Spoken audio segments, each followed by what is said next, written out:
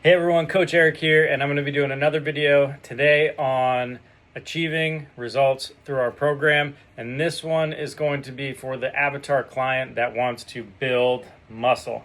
So if you're looking to gain weight, gain muscle, then prepare to be full all the time.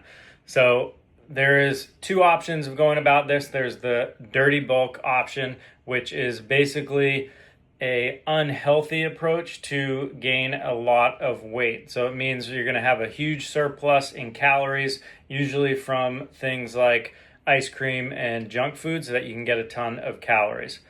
I wouldn't recommend this from a health perspective. I've played around with it in the past, and what I've found is that you typically end up doing a yo-yo type thing where you gain a lot of weight, but then it takes time to lose that weight again while you're trying to keep the muscle. So it ends up taking just as long as doing it the right way.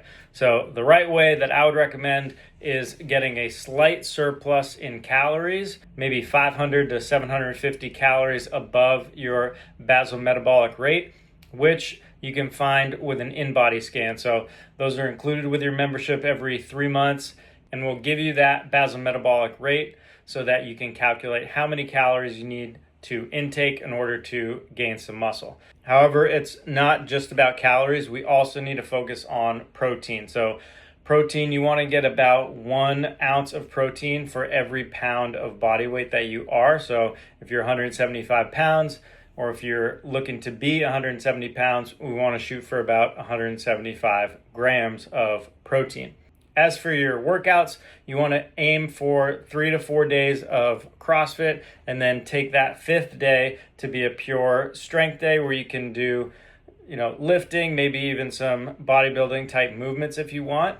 Or you could follow up each class with about 15 minutes of a strength session focusing on higher rep hypertrophy rep schemes. So somewhere around 3 to 4 sets of about 12 to 15 repetitions.